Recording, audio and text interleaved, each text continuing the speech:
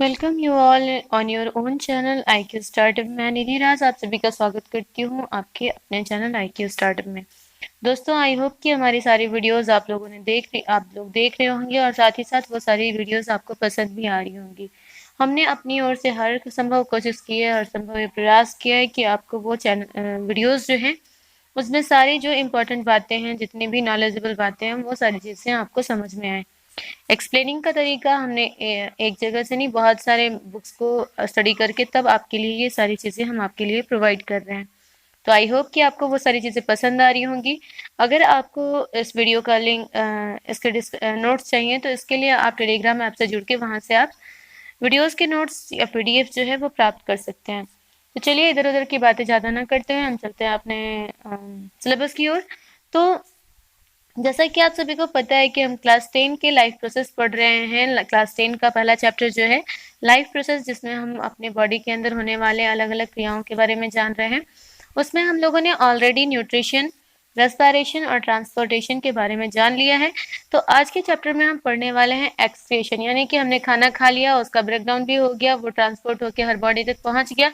अब एक जो अंतिम जो हमारा पॉइंट बचता है वो है एक्सक्रिएशन। और एक्सक्रिएशन के अंदर हम पढ़ेंगे कि हमारी बॉडी में जितने भी अनवांटेड चीज़ें बनते हैं, जितनी भी अनवांटेड मटेरियल जो हमारे बॉडी के अंदर बन रहा है, लाइक यूरिया, अमोनिया, तो इनको हम अपनी बॉडी के बाहर कैसे निकालते हैं, इनसे हम अपना बचाव कैसे करते हैं।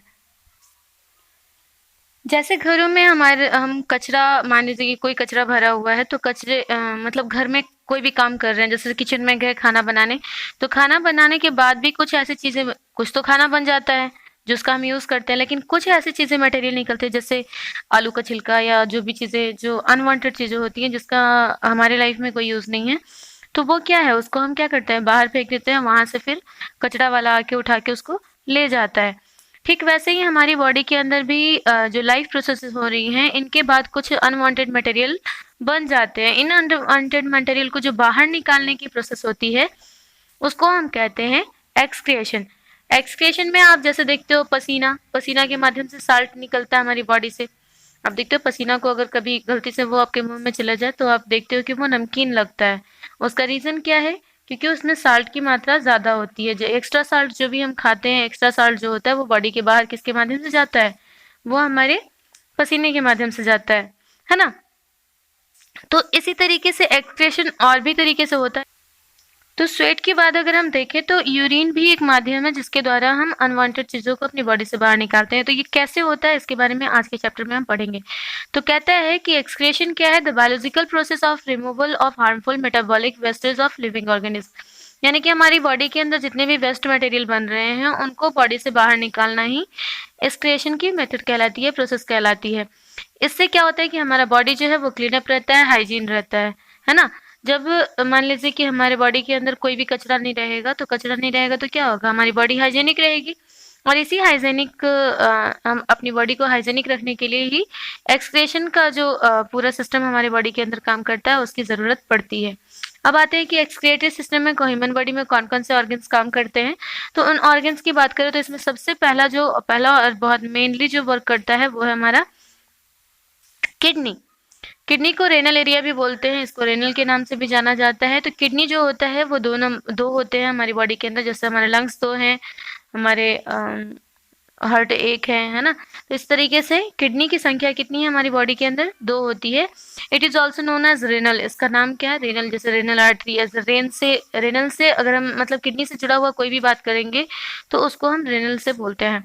इसका शेप जो होगा बीन की तरह, यानी कि राजमा आपने देखा होगा, राजमा के बीज की तरह होता है। इसको बीन्स भी बोलते हैं, बीन्स की शेप में होता है। ठीक है, आगे बात करें कि present in abdomen of either side of backbone in human body, है ना।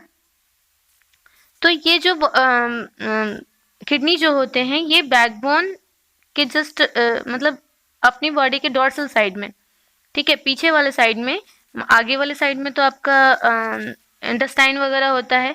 तो ठीक लार्ज इंटेस्टाइन और स्मॉल इंटेस्टाइन के पीछे वाला जो एरिया होता है, मतलब बीच में आपकी रीढ़ की हड्डी हो गई यानी बैकबोन हो गया, बैकबोन के दोनों साइड में ये होते हैं। कहाँ पे? ठीक बड़ी आंत और छोटी आंत, यानी कि आपके लार्ज इंटेस्टाइन और स्मॉल इंटेस्टाइन के जस्ट पीछे। ठीक है, बेसिक यूनिट इज नेफ्रॉन, इसमें जो काम करता है, इसको ब्लड को साफ करने का काम करता है ये, और इसमें जो सबसे महत्वपूर्ण भूमिका निभाती है वो कहलाती है नेफ्रॉन। उसका जो बेसिक फिल्ट्रेशन यूनिट है उसको हम नेफ्रॉन कहते हैं, ठीक है। तो बेसिक फिल्ट्रेशन यूनिट भी है ये। बेसिक फिल्ट्रेशन यूनिट इसलिए क्योंकि ब्लड को साफ सुथरा करने का, यानी कि ब्लड में जितनी भी घुली हुई अशुद्धियां होती हैं, जितने भी अनवांटेड वेस्ट होते हैं, इन सभी को साफ करने का काम जो है उसको कौन करता है? किडनी करता है। इसीलिए इसको क्या कहा गया? बेसिक फिल्ट्रेशन यूनिट भी कहा गया।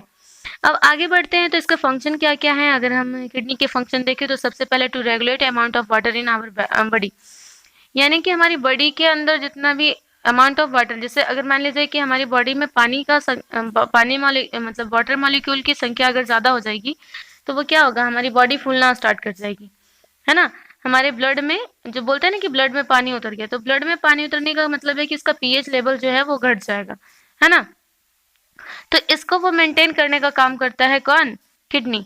अगर आपकी किडनी खराब है तो आपका जो ब्लड में पानी की मात्रा बढ़ जाती है और उसके कारण धीरे धीरे बॉडी जो है वो मतलब डेथ की ओर बढ़ना स्टार्ट कर देता है। इसलिए बोलते हैं कि किडनी को सेफ रखना बेहद जरूरी है ना। साथ ही साथ दे excrete water salt urea in the form of urine, है ना।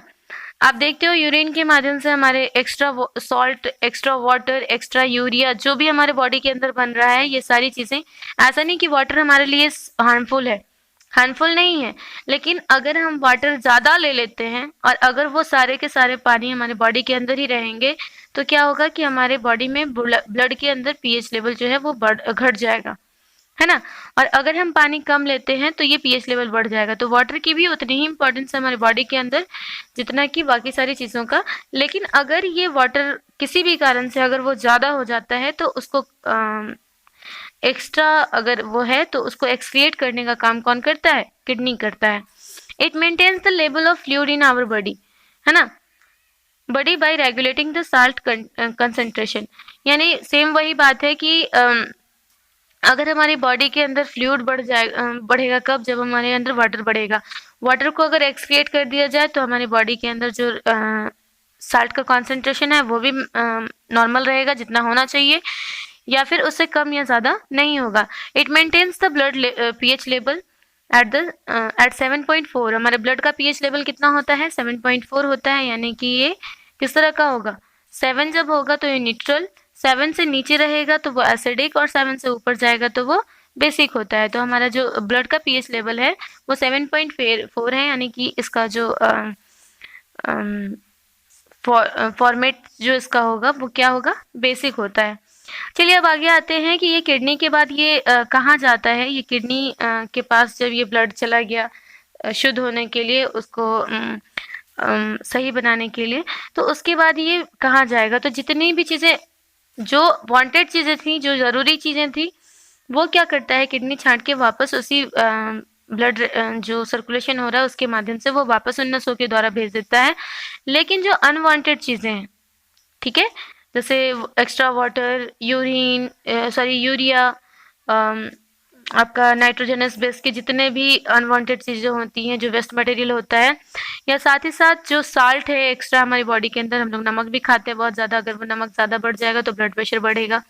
तो इसके लिए क्या ज़रूरी है कि हमें साल्ट के लेवल को भी ज़रूरी है मेंटेन करके रखना। तो एक्स्ट्रा साल्ट भी अगर हमारी बॉडी के अंदर होता है तो उसको भी रेगुलेट करने का काम कौन करता है? किडनी करता है ना।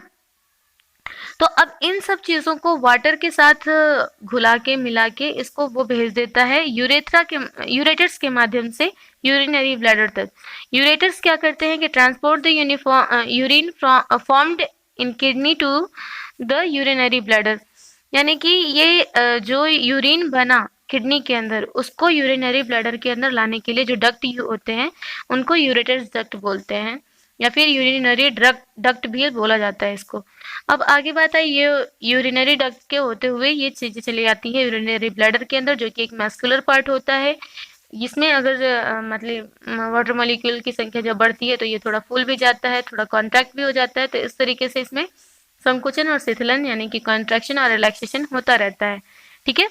तो ये मैस्कुलर बैग लाइक स्ट्रक्चर है जो कि स्टोर करता है किसको? यूरिन को, है ना।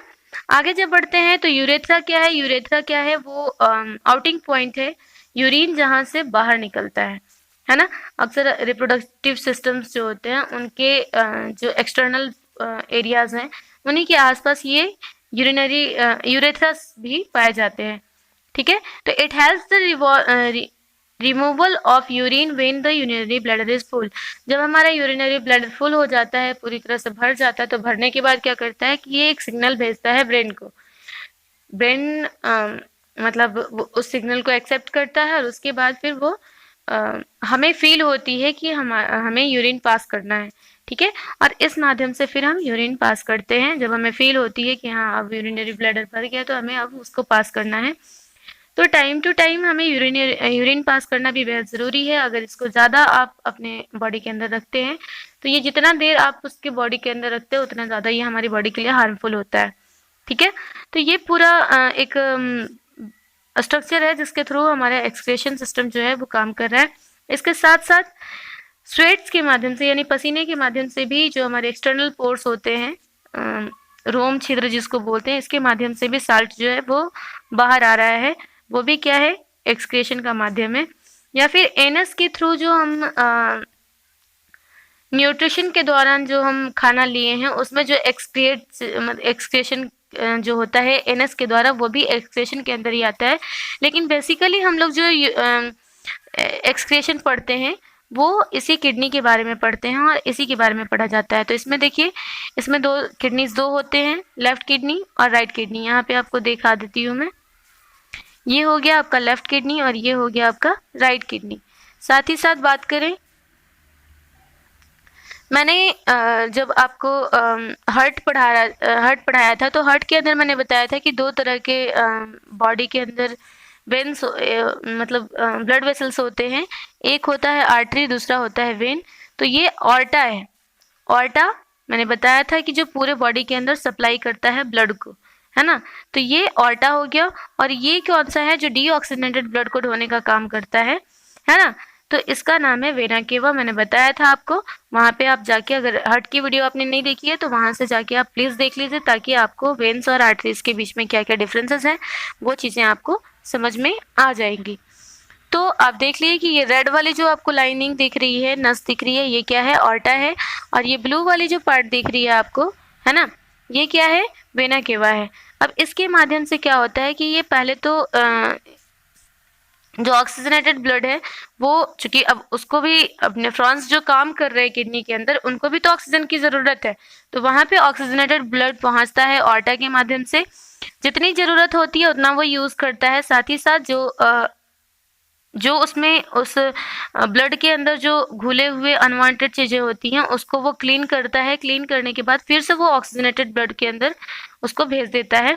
और साथ ही साथ जो एक्स्ट्रा जो कार्बन डाइऑक्साइड घुला हुआ जो ब्लड बना उसके अंदर, तो उन ब्लड को वो क्या करता है कि डीऑक्सीजनेटेड ब्लड यानी कि ये जो वेना केवा है उनके माध्यम से वो उसको फॉरवर्ड कर देता है। साथ ही साथ आप देखेंगे कि ये तो हो गई दोनों ब्लड वेसल्स की बात, दोनों किडनीज आपने देख लिया। उसके बाद ये जो दोनों ये ट्यूब लाइक स्ट्रक्चर देख रहे हैं आपको, यहाँ से जो ब्लैडर से कनेक्ट हो रहे हैं, यही दोनों यूरिनरी डक्ट बोलते हैं इसको साथ ही साथ दूसरा नाम जो है यूरेटर है। ठीक है, लेफ्ट यूरेटर और राइट यूरेटर, इस तरीके से दोनों का नाम है। उसके बाद ये आप देख रहे हो कि एक थैली के अंदर खुल रहा है। ये थैली क्या है? ये थैली कहलाती है यूरिनरी ब्लैडर, जिसमें यूरिन आके जमा होता है ना? मैंने अभी बताया था कि ये मैस्कुलर होता है, बैग लाइक स्ट्रक्चर होता है। साथ ही साथ ये इसमें रिलैक्सेशन और कॉन्ट्रैक्शन की भी क्षमता होती है, यानी कि बढ़ सकता है, कम सकता है। जैसे हार्ट के अंदर वो मैस्कुलर से बना हुआ था, ये भी मैस्कुलर से बना हुआ है, तो दोनों के फंक्शन बिल्कुल सेम होंगे। ठीक है, इसका भी काम वही है कि एक बार वो स्टोर करता है। जैसे हार्ट क्या कर रहा था? ब्लड को स्टोर करके वहां से पंप कर रहा था। ये भी बिल्कुल सेम काम करता है। ये यूरिन को स्टोर करता है और जब ये ब्लैडर पूरी तरह से भर जाता है तो ये सिग्नल भेजता है ब्रेन को। ठीक है, और ये ब्रेन क्या करती है? फिर से सिग्नल भेजती है और हमें फील होता है वो चीज़, और जब हमें फील होती है तो फिर हम यूरिनरी पास करते हैं। ठीक है, तो इस तरीके से ये पूरी चीज़ें होती हैं हमारी बॉडी के अंदर। एक्सक्रीशन का पूरा मेथड ये आपको समझ में आ गया होगा। नेक्स्ट क्लास में हम लोग पढ़ेंगे और स्ट्रक्चर ऑफ किडनी यानी कि किडनी के अंदर कौन कौन सी चीज़ें किस तरीके से होती हैं, ये ब्लड का शुद्धिकरण कैसे होता है ना, ब्लड जो है वो फिर से प्योर कैसे होता है, इसके अंदर जो अनवांटेड चीज़ें मिली हैं वो कैसे बाहर आती हैं, कैसे निकलती हैं, उसके बारे में हम देखेंगे नेक्स्ट क्लास के वीडियो में। तो आई होप कि ये वीडियो आपको बहुत अच्छे से समझ में आ गई होगी, किडनी का वर्क क्या क्या है, फंक्शन क्या है और कौन कौन से इससे जुड़े ऐसे ऑर्गन्स हैं, ये सारी चीज़ें एक्सक्रीशन की चैप्टर के अंदर आपको समझ में आ गई होंगी। तो आई होप कि आपको ये वीडियो काफ़ी पसंद आएगी। आप वीडियो को लास्ट तक देखिए हम बार बार बोल रहे हैं आप लोगों को कि जो भी वीडियो आप देखें वो पार्टिकुलरली उसको बढ़ा के मत देखिए। बढ़ाने से क्या होगा कि वो चीज़ें जो बहुत सारी हर पल के अंदर मैंने कुछ नई चीज़ें बताई हैं, तो बढ़ाने से क्या होगा कि आप वहाँ पे उसको अच्छे तरीके से पढ़ नहीं पाओगे, समझ नहीं पाओगे। तो इसलिए वीडियो का हर पार्ट देखें, पूरे पार्ट देखें और पूरा पार्ट देखने के बाद मैं आपको गारंटी देती हूँ कि आपको हर चीज़ बहुत अच्छे से समझ में आएगी। तो आज की वीडियो में बस इतना ही। आई होप कि आपको ये वीडियो काफ़ी पसंद आएगी। तो अगर पसंद आती है तो आपको इस वीडियो को लाइक करना और साथ ही साथ अपने दोस्तों के साथ शेयर करना बिल्कुल ना भूलें। अगर आप चैनल पर नए हैं तो चैनल को सब्सक्राइब करके बेल आइकन दबाना ज़रूर याद रखिएगा। तो आज के लिए बस इतना ही। Thank you.